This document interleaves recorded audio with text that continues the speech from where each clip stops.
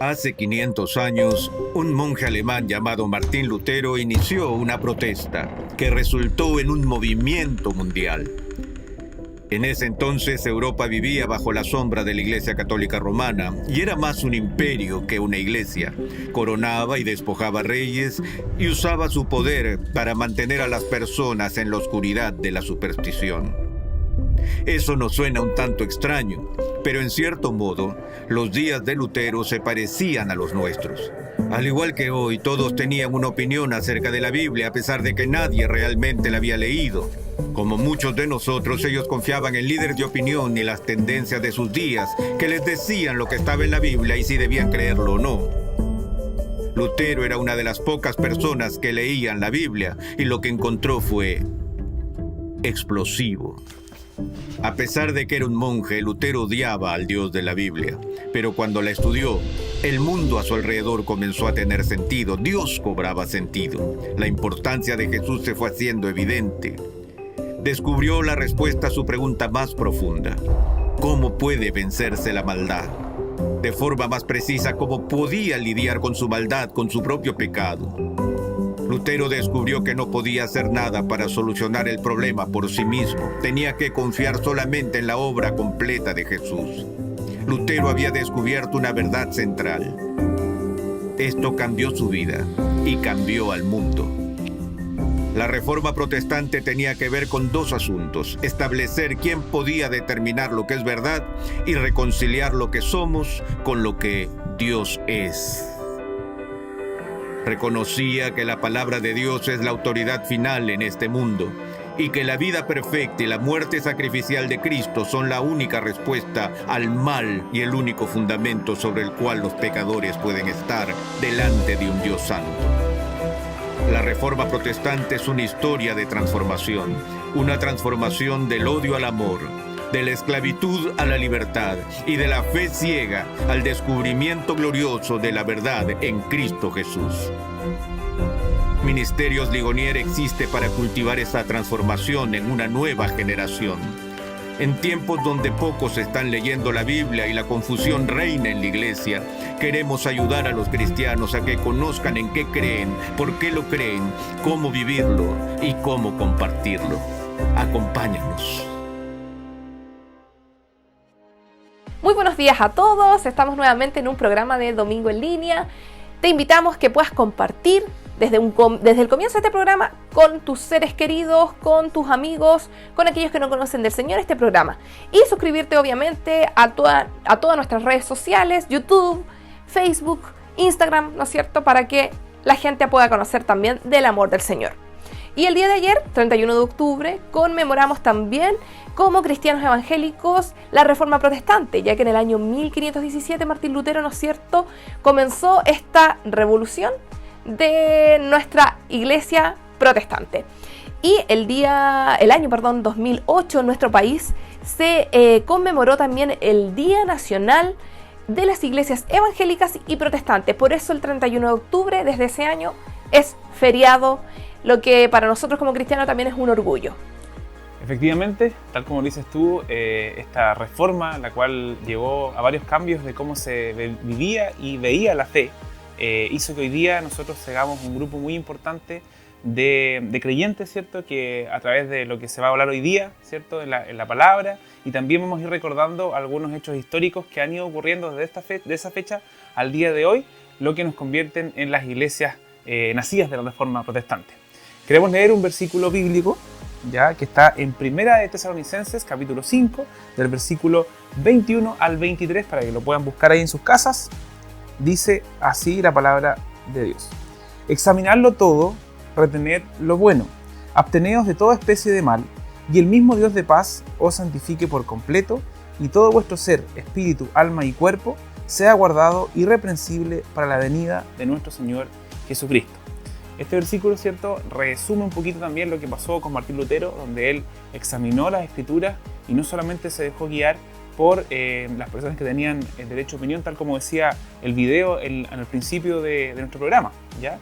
Y esto generó, él nunca pensó que lo que él hizo iba a producir este cambio y esta bendición, ¿cierto?, para tanta gente hoy en día. Así que Queremos que hoy día lo recuerden, lo que vivimos ayer, lo celebramos, este momento histórico. Y junto con estas alabanzas, para que en su casa podamos cantar con alegría nuestra fe por Cristo y también nuestra esperanza en Él. Vamos con estas alabanzas.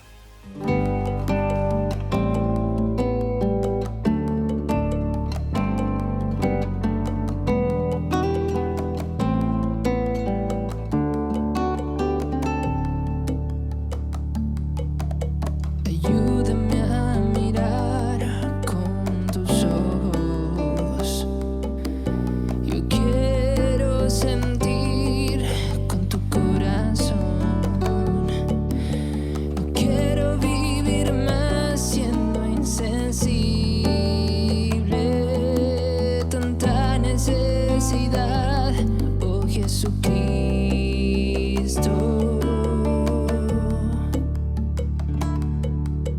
Ayúdame a mirar con tus ojos.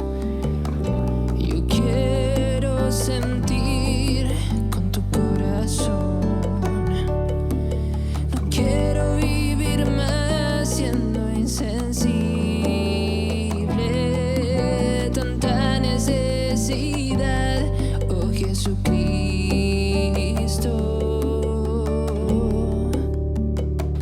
Te pido la paz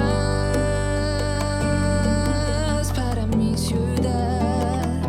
Te pido perdón por mi ciudad. Ahora me humillo y busco tu rostro. ¿A quién iré, Señor, sino a ti?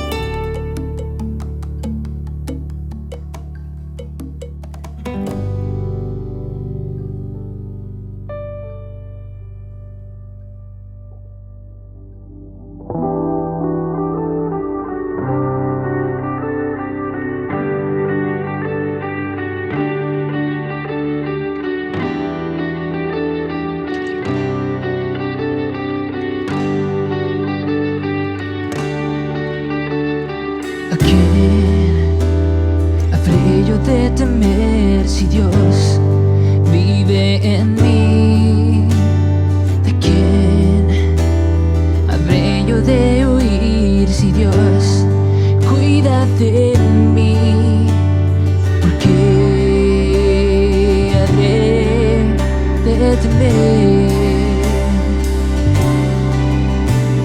¿Por qué habré de temer?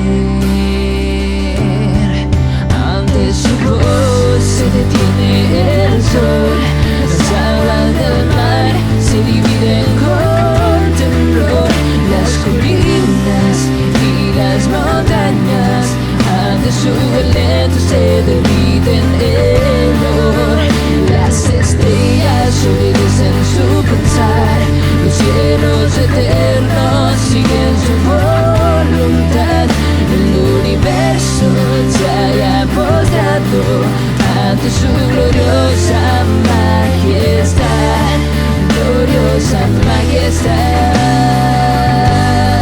potente autoridad.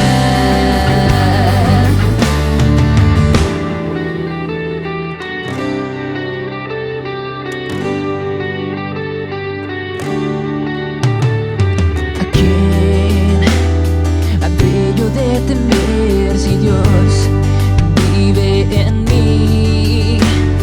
¿De quién habré yo de huir si Dios cuida de mí? ¿Por qué habré de temer? ¿Por qué habré de temer? Ante su voz se detiene el sol, las aguas del mar se dividen con temblor, las colinas y las montañas ante su aliento se derriten el olor, las estrellas obedecen su pensar, los cielos eternos siguen su voluntad, el universo se haya postrado ante su gloriosa majestad, gloriosa majestad, potente autoridad, gloriosa majestad, potente autoridad.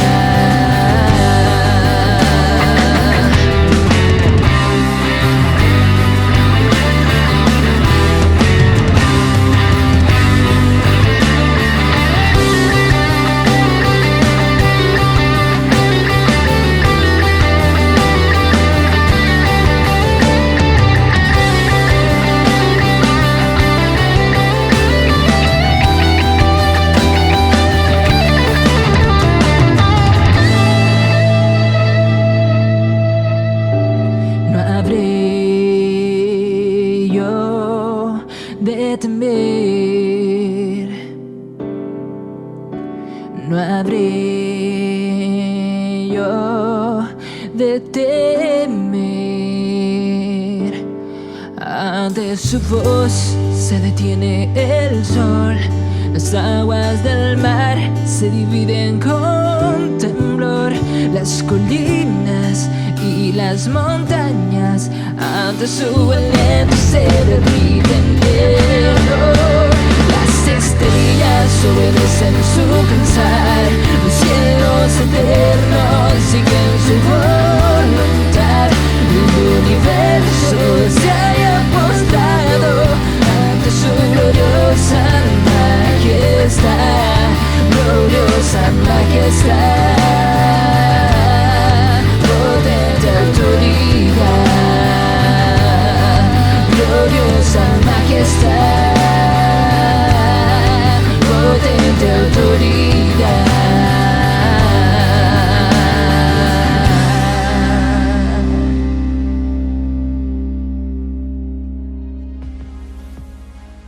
Estamos de vuelta y espero que ustedes se hayan gozado, al igual que nosotros, de haber alabado a nuestro Señor con estas hermosas alabanzas. Ahora queremos compartir la experiencia del pastor Carlos Martínez, que tuvo hace unos años atrás, de haber estado en el país de Alemania, donde pudo también conocer un poco más de la historia de esta reforma, haber estado ahí mismo en una de estas iglesias. Así que los invitamos a ustedes en casa que puedan estar atentos a esta hermosa experiencia. Dios les bendiga. Paz y bendición a cada uno de los que están viendo este video. La experiencia que tuve el año 2011 de viajar a Alemania, conocer la iglesia luterana allí en ese país y participar representando a Chile como un líder con la experiencia pentecostal, con la fe y la convicción que los dones del Espíritu Santo han sido dados para dinamizar la vida del creyente y para cumplir la misión que el Señor nos ha trazado, tuve la bendición junto a líderes de Uruguay, Brasil y Argentina y la República nuestra, tener un encuentro de líderes con experiencia pentecostal y líderes de la iglesia luterana en los países mencionados. Fue una experiencia valiosa porque el fin de invitarnos a estos líderes de Sudamérica fue para conocer en alguna manera la riqueza histórica de lo que significa la iglesia en Alemania y todo el esparcimiento en los diferentes países del mundo con la conocida reforma que inicia Martín Lutero el año 1517 y la experiencia pentecostal de crecimiento y los dones activados en el desarrollo de la iglesia. Fue una experiencia interesante porque consideramos diferentes temas donde debatimos con un muy buen espíritu. Y una de las ciudades que estuve visitando fue precisamente Wittenberg. Conocer la casa de Lutero, conocer el lugar de estudio donde él preparaba a sus estudiantes, participar de las oraciones que teníamos todos los días allí en el castillo de Wittenberg.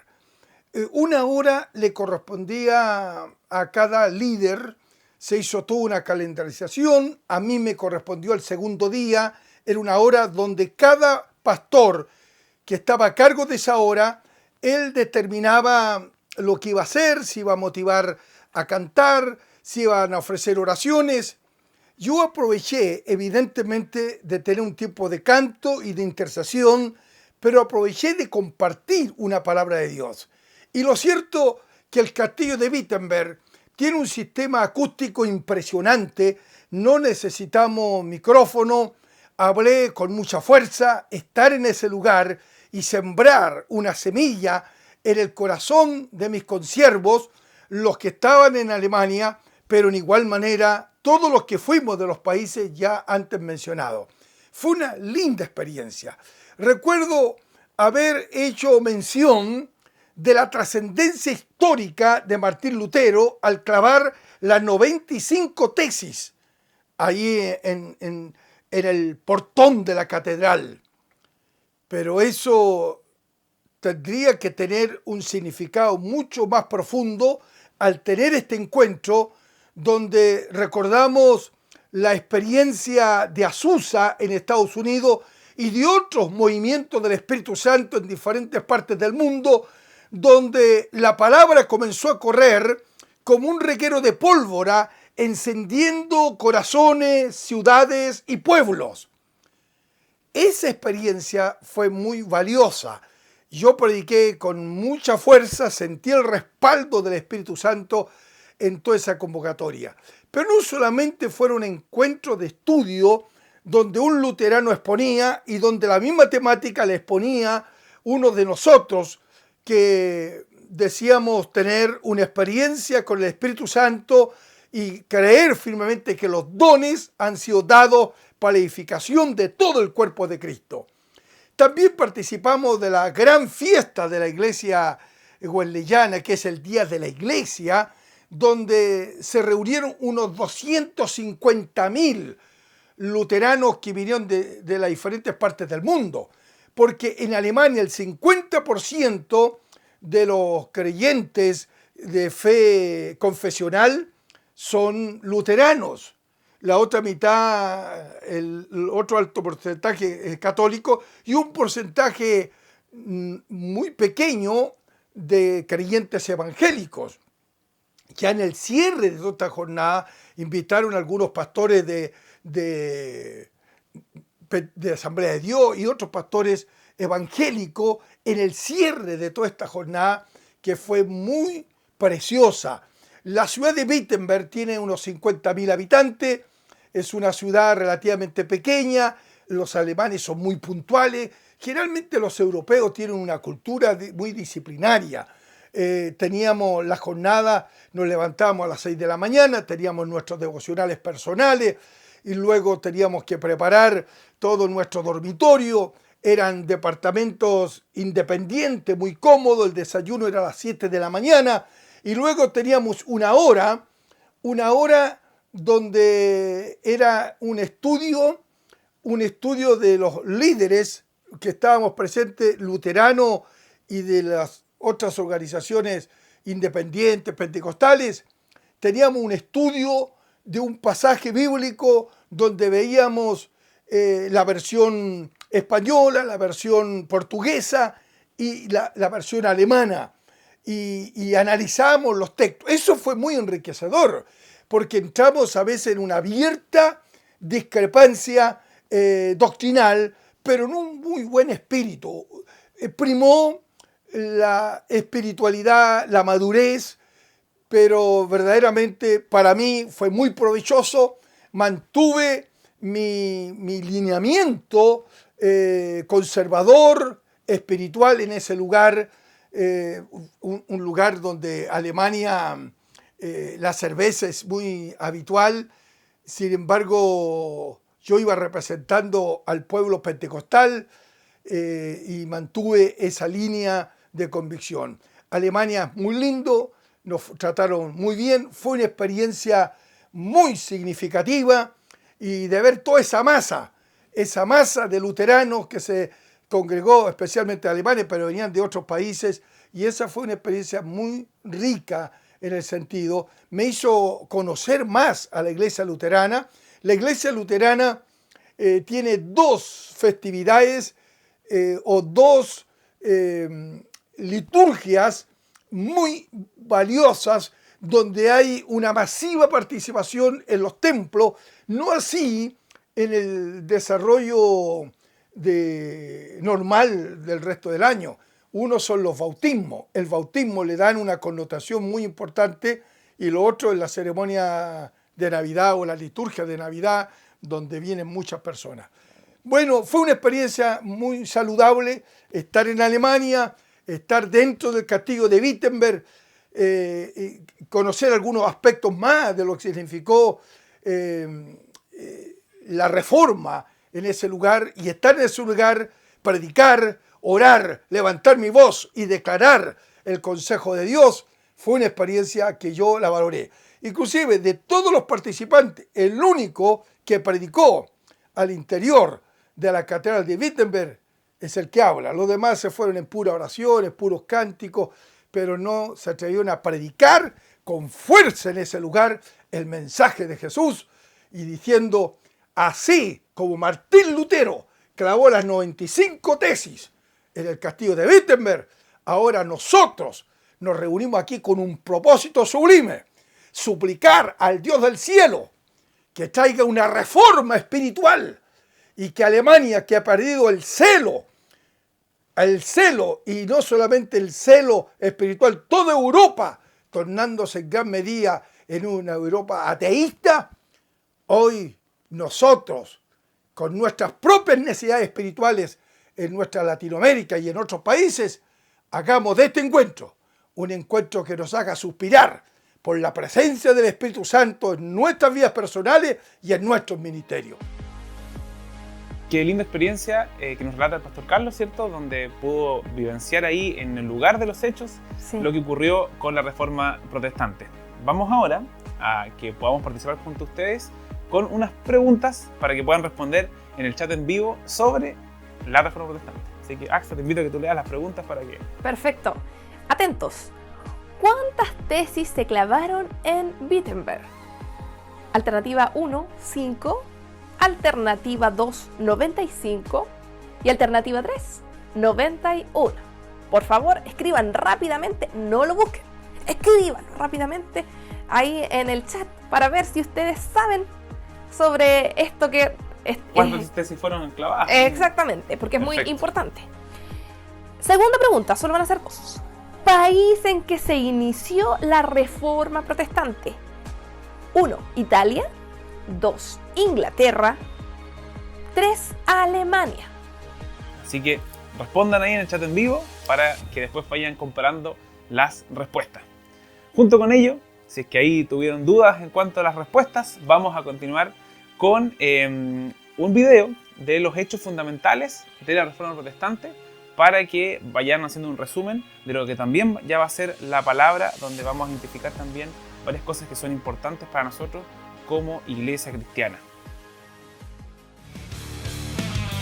En 1516, Alberto de Brandenburgo le pidió prestada una suma sustancial a los banqueros alemanes para comprarle al Papa León X el arzobispado de Mainz, a pesar de tener ya otros 2 obispados. Las dinastías poderosas tenían intereses creados para mantener a la Iglesia como un negocio familiar. El arzobispado de Mainz haría de Alberto el primado de Alemania, pero ocupar 3 obispados era irregular. Se necesitaba mucho dinero, pero Alberto sabía que el Papa lo necesitaba. El Papa autorizó a Alberto a vender indulgencias, que eran básicamente certificados de remisión de pecados con el objetivo de conseguir el dinero. La mitad del dinero iría al Papa para reconstruir la Catedral de San Pedro y el resto a Alberto para pagar el dinero del préstamo para sobornar al Papa. Pero un desconocido monje alemán llamado Martín Lutero había estado leyendo el Nuevo Testamento en griego y latín, recientemente traducido por Erasmo.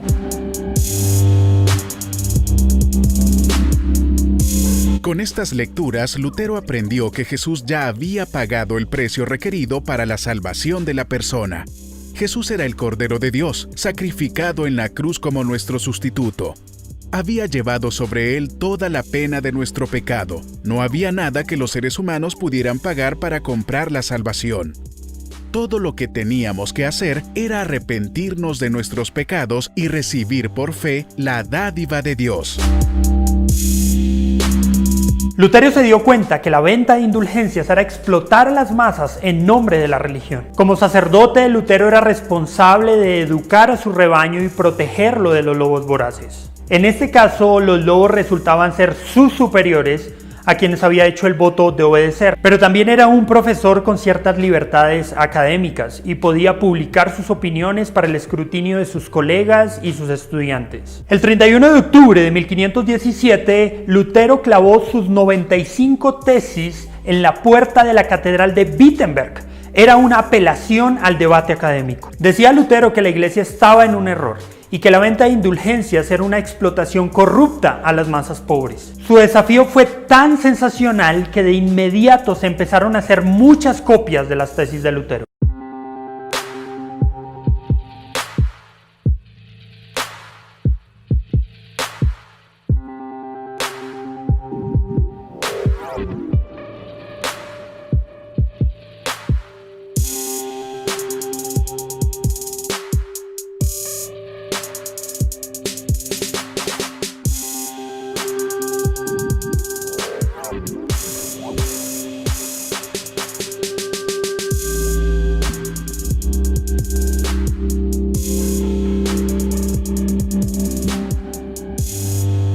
En diciembre de 1520 se le preguntó a Lutero si estaba dispuesto a comparecer ante el emperador Carlos para ser juzgado por herejía.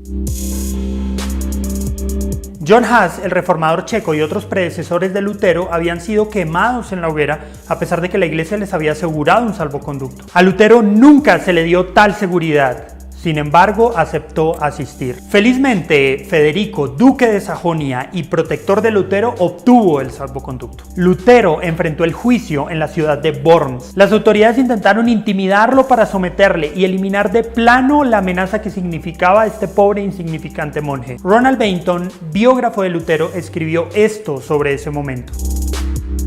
La escena se presta para una descripción dramática.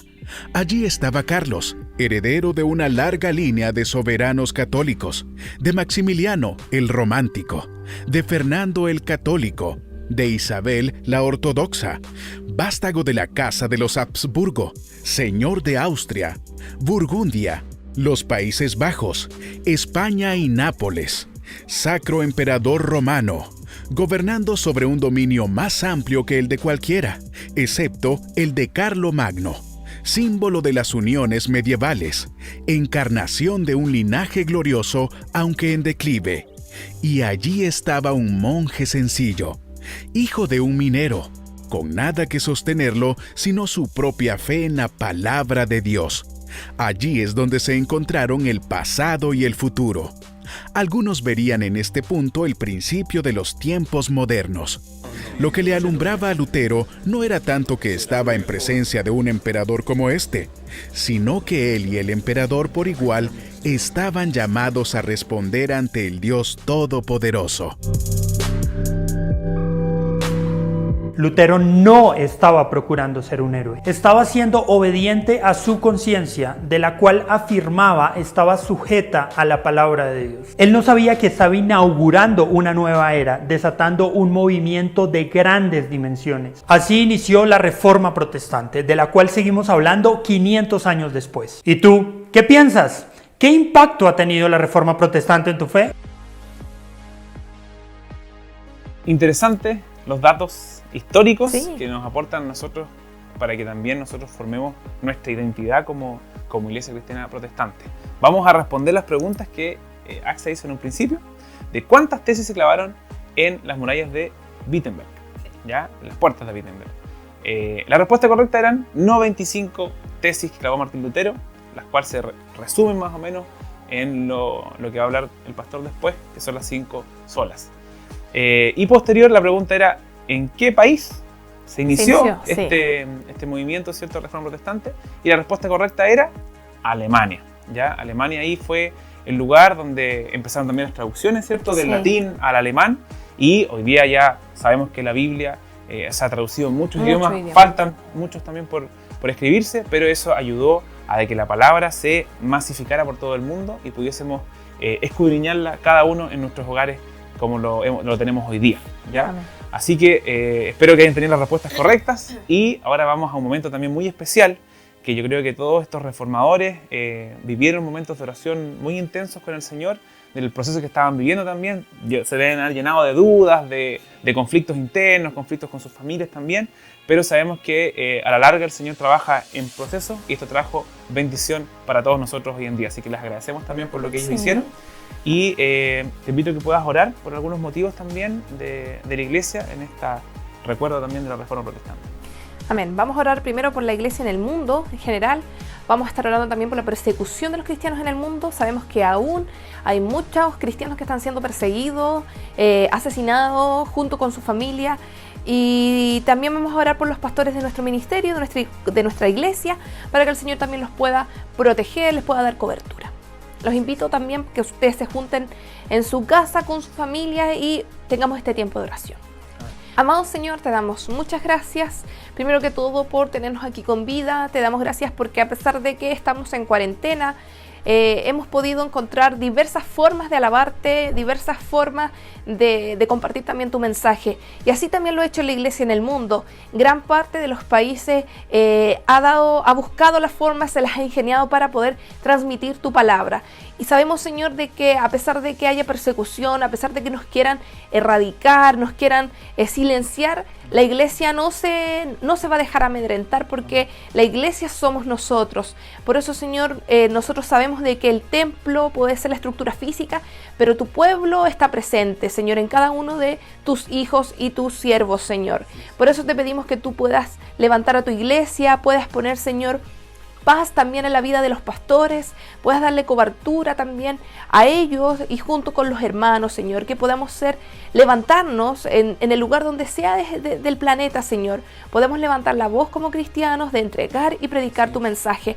A pesar de que estemos encerrados, Señor, la palabra de Dios nunca, Señor, va a dejar de predicarse. Te pedimos, Señor, que tú puedas darnos la valentía de llegar también a la gente que no te conoce, que podamos hablarles sin temor, Señor. Y también, Señor, oramos por la iglesia perseguida. Sabemos que hay muchos países que no permiten predicar tu palabra. Oramos por aquellos misioneros, aquellos hermanos, pastores que se encuentran en estos países, Señor, especialmente en el Medio Oriente. Oramos para que tú puedas darle cobertura, le puedas dar protección, le puedas dar paz y tranquilidad. Sabemos que ellos lo hacen solamente por amor a ti. Y también oramos por aquellos que no estamos en ese lugar misionero, pero sí también podemos alcanzar y podemos orar por ellos, podemos también aportar económicamente para bendecir tu obra, Señor. Y por último, Señor, queremos orar por los pastores de nuestro ministerio, de nuestra iglesia. Oramos por los siervos de la iglesia wesleyana en Chile, Señor. Queremos que tú los puedas bendecir, que tú puedas, Señor, darles también cobertura a ellos, les puedas dar, Señor, fortaleza y que, Señor, tú puedas bendecir cada una de sus vidas y de sus familias. Que cada uno de ellos pueda también seguir transmitiendo tu palabra y tu mensaje a través de estos medios. Te alabamos, Señor, y agradecemos de que podemos celebrar el 31 de octubre en nuestro país. Agradecemos de tener esta libertad y te pedimos, Señor, que tú sigas dándonos esta bendición a nuestro país. Que tu palabra nunca se prohíba de predicar, sino que podamos, Señor, con libertad bendecir tu nombre. En el nombre de Jesús. Amén. Amén, amén. Gracias por la oración. Esperamos que el Señor pueda escucharla y también en su voluntad poder responderla también y si es que es por motivo de su causa, Él también protegerá a los suyos. Ahora los invitamos al momento más importante de este domingo, ¿cierto? Que es la palabra que va a estar en voz del pastor Óscar Martínez, en el cual nos va a hablar sobre las 5 solas principalmente, y en eso está basado este mensaje. Así que lo invitamos a ponerse cómodo y a escuchar también el mensaje. Un saludo para todos los que siguen nuestra transmisión el día de hoy. Quiero compartir una palabra que está relacionada con este día especial de la Reforma. La Iglesia no nace en el siglo XVI con el fraile agustino Martín Lutero. La Iglesia se funda y la funda Jesucristo en su ministerio terrenal cuando le dio plena autoridad y la proyección a través del poder del Espíritu Santo. No obstante, el protestantismo inicia en el siglo XVI con todo este movimiento reformador a través de Martín Lutero y otros grandes reformadores. Luego de que la Iglesia Católica Romana incurriera en prácticas que estaban viciadas en las Sagradas Escrituras y que eran un atentado contra la misión que el Señor había mandatado a la Iglesia. Hace más de 500 años, Martín Lutero clavó las 95 tesis en la puerta de la iglesia del Palacio de Wittenberg. La fecha exacta fue el 31 de octubre del año 1517. Una de las cosas que gatilló que Lutero se vuelque en un estudio reflexivo de la palabra de Dios fueron algunos planteamientos controvertidos en los postulados y en la práctica de la Iglesia Católica Romana y que él fue descubriendo en este estudio acucioso de la palabra del Señor. Por ejemplo, el Papa León X de ese entonces, él comisionó al sacerdote de nombre Johann Tetzel para desarrollar una campaña de recolección de fondos para la renovación de la Basílica de San Pedro en Roma. La venta de indulgencias iba a traer ese sustento económico para ese fin. Sin embargo, la venta de indulgencia también garantizaría el perdón de los pecados, excluyendo de esa forma el arrepentimiento. Por lo que esa fue una de las tantas herejías que Lutero logró encontrar dentro de la práctica de la Iglesia Católica Romana y que se oponían a la enseñanza bíblica. Si bien el propósito de Martín Lutero como monje y como profesor de la universidad era generar un debate académico y despertar el interés en una discusión argumentativa en el plano teológico y teórico.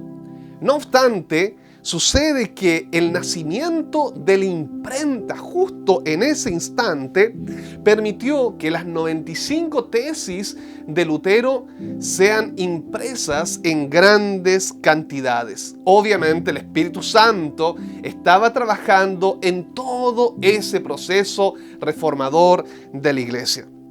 La Iglesia Católica Romana quedó al descubierto. Y el 15 de junio del año 1520 fueron rechazadas oficialmente por el Papa León X las 95 tesis que había pegado allí en la pared de la iglesia en Wittenberg Martín Lutero. Ante la negativa de Lutero de poder retractarse, porque el Papa León X le instó a retractarse de sus escritos, Martín Lutero no quiso retractarse. Por lo tanto, el año 1521, a principios de ese año, Lutero sería excomulgado de la Iglesia Católica, iniciando de esta forma lo que conmemoramos en esta fecha, que es la Reforma Protestante. Los conocidos 5 solos surgieron justamente en la Reforma Protestante y son los distintivos de la fe evangélica en general y nos ayudan a comprender el camino de la salvación desde un aspecto bíblico. Estos 5 solos son solo Escritura, solo fe, solo gracia, solo Cristo y solo a Dios la gloria. Cada uno de estos solos están enraizados en la santa palabra de Dios y le dan simetría a nuestra propia reflexión teológica. El primer solo es solo o sola Escritura. En 2 de Timoteo, capítulo 3, verso 16 al 17, Pablo escribe: toda la Escritura es inspirada por Dios y útil para enseñar, para redarguir, para corregir, para instruir en justicia, a fin de que el hombre de Dios sea perfecto, enteramente preparado para toda buena obra. Esta frase, solo Escritura, enseña que la Biblia debe ser la autoridad rectora para determinar las interpretaciones, para determinar las tradiciones que puede tener una iglesia. Por lo tanto, todas las doctrinas de fe de la iglesia y toda su influencia práctica debe estar en consonancia con la palabra autorizada de Dios. Obviamente, esta afirmación marcaba un punto de inflexión y una gran diferencia con el postulado de la Iglesia Católica Romana, que no estaba supeditada al escrutinio de la Biblia. Las Sagradas Escrituras son un compendio de narrativas históricas, de oráculos, profecías, de poesía, de oraciones, de evangelios, de cartas, y cada uno de estos libros de la Biblia contienen una unidad, una simetría, una coherencia absoluta.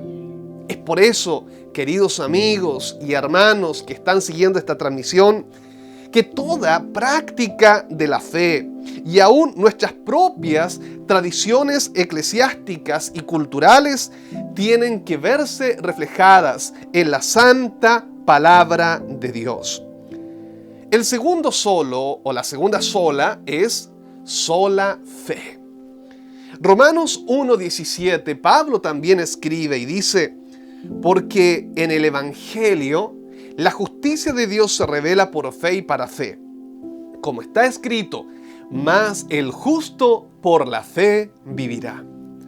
Esta pujante afirmación enseña que nuestras obras, por muy buenas que sean, no son el medio por el cual la salvación se obtiene. Pero tampoco las obras son requeridas y son aceptadas por Dios para conceder la salvación. La justificación, que quiere decir ser declarado justo, es recibida por la fe solamente, sin la necesidad de las obras de parte del creyente. Las buenas obras son la consecuencia de la justificación otorgada por Cristo al creyente. Por lo que una persona justificada por Cristo a través de la fe tendrá la habilidad y tendrá el potencial para que sus acciones sean agradables ante los ojos de Dios y ante los ojos de las demás personas. Si bien no somos salvos por la fe, somos salvos por la gracia, mediante la fe. Sin embargo, la fe es como el brazo que se extiende para recibir el regalo inmerecido de la salvación. El tercer solo es solo gracia. Efesios capítulo 2 versículo 8, también Pablo escribe y dice: porque por gracia sois salvos, por medio de la fe. Y esto no de vosotros, pues es don de Dios. Todos los méritos de una persona son completamente excluidos de la posibilidad de obtener salvación. Esta solamente se obtiene producto de la gracia inmerecida de Dios. La salvación es el resultado de la gracia divina. Es un favor no merecido de Dios y no es algo que sea ofrecido a cambio de un sacrificio que el creyente pueda hacer. No es un trueque la salvación. Esta verdad, reafirmada por los reformadores en aquel tiempo, se diferenciaba profundamente de los postulados de la Iglesia Católica Romana. Los protestantes, ellos señalaron que Dios es el único autor de la gracia.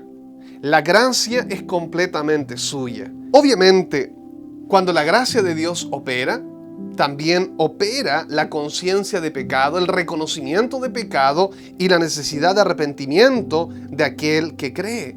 Pero la salvación es solo por gracia y está disponible para cada persona a quien ésta es comunicada en el poder del Espíritu Santo. El cuarto solo dice: solo Cristo. En el libro de Hechos, en el capítulo 4, verso 12, el apóstol Pedro exclama: y en ningún otro hay salvación, porque no hay otro nombre bajo el cielo dado a los hombres en que podamos ser salvos. Esta es una verdad trascendental que afirma la suficiencia de Cristo como mediador absoluto entre Dios y los hombres. El mismo apóstol Pablo escribe al joven Timoteo y le dice: porque hay un solo Dios y un solo mediador entre Dios y los hombres, Jesucristo hombre. No hay salvación aparte de nadie más que Cristo. Nadie puede atribuirse ese mandato de mediador entre Dios y los hombres. Ni un monje, ni un pastor, ni un clérigo, ni siquiera el Papa de Roma puede hacer eso. La declaración solo Cristo no niega el oficio de quienes ejercen un rol ministerial en la iglesia. Sin embargo, el único gran sumo sacerdote es Jesús, y la labor de todos los que ejercemos un rol ministerial es llevar el Evangelio de Jesús, encarnándonos en una vida productiva de servicio a Dios y al prójimo. El escritor de Hebreos señala: por tanto, teniendo un gran sumo sacerdote que traspasó los cielos, Jesús, el Hijo de Dios, retengamos nuestra profesión. Solamente a través de Jesús hay salvación. Solamente a través de Jesús hay esperanza de vida eterna. No existe otra vía. No hay un camino alternativo que permita ajustar ciertos requisitos para alcanzar la salvación. Es solo por medio del sacrificio expiatorio de Cristo Jesús que podemos gozar de la salvación abundante que Él nos ofrece. Por eso esta declaración, solo Cristo, conlleva una implicancia absoluta que alcanza a cada persona que cree en el Señor. Y por último, el último solo de la Reforma Protestante es: solo a Dios la gloria. En Romanos capítulo 11, versículo 36 dice la Escritura: porque de Él, por Él y para Él son todas las cosas. A Él sea la gloria por los siglos. Amén. Esta declaración enseña que toda la gloria le pertenece a Dios, porque la salvación es ejecutada solamente por su voluntad y su acción. Los reformadores, con esta declaración, ellos estaban afirmando que los seres humanos, aún los papas, los clérigos que fueron canonizados históricamente por la Iglesia Católica Romana, no eran merecedores de tal gloria y de tal reconocimiento. Solo Dios merece la gloria. Solo Dios merece el reconocimiento absoluto. Solo Dios merece la alabanza y la adoración, porque solo Él nos ha otorgado el regalo de la salvación a través de Cristo Jesús. Dios, a través del profeta Isaías, señala lo siguiente: Yo, Jehová, este es mi nombre, y a otro no daré mi gloria, ni mi alabanza a esculturas. Nadie puede pretender siquiera obtener algo de la gloria que a Dios le pertenece. Los 24 ancianos, allí en el libro de Apocalipsis, ellos exclaman diciendo: Señor, digno eres de recibir la gloria y la honra y el poder, porque tú creaste todas las cosas y por tu voluntad existen y fueron creadas. Estos 5 solos que fueron reafirmados con fuerza en la Reforma Protestante suscitaron un mejor entendimiento del camino de la salvación, el cual en aquel tiempo estaba enturbiado y contaminado con herejías, con conceptos y con prácticas sesgadas por la Iglesia Católica Romana. Conocer el aporte de cada uno de estos reformadores es muy importante para poder ver la influencia absoluta de las Sagradas Escrituras sobre la vida de las personas. Quisiera hacer una breve oración. Señor, gracias por permitirme compartir esta reflexión, que nos invita a reflexionar en aquella importante hecho histórico que ocurrió hace más de 500 años atrás, donde tu palabra fue lo que originó el cambio y la transformación histórica en la vida de la iglesia. El poder del Espíritu Santo comenzó a transformar los corazones y las vidas fueron redargüidas al ser confrontadas con tu palabra de verdad. Gracias, porque en esta hora podemos también reflexionar que solo la Escritura, solo la fe, solo la gracia, solo Cristo y solo a Dios la gloria debe ser también los distintivos de los cuales nosotros como cristianos, como protestantes, podamos asumir, entender y poder reflexionar en torno a cada una de estas verdades que nos invita a observar la salvación como realmente debe ser observada, desde una plataforma bíblica, a través de la historia y también a través de una correcta teología. Te bendecimos y te adoramos y oramos para que esta palabra quede esculpida en el corazón de cada persona. En el nombre de Jesús. Amén. Amén. Bueno, esperamos que este día domingo haya sido especial para ustedes, ¿cierto? Nos dedicamos a conmemorar el Día de la Reforma Protestante.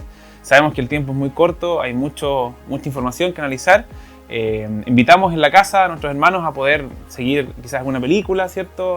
O algún otro contenido que tenga que ver con la Reforma, porque entendemos que tenemos que también tener esto en nuestra cabeza cuando nos preguntan de dónde venimos y también en qué creemos. Sí, conocer nuestra historia.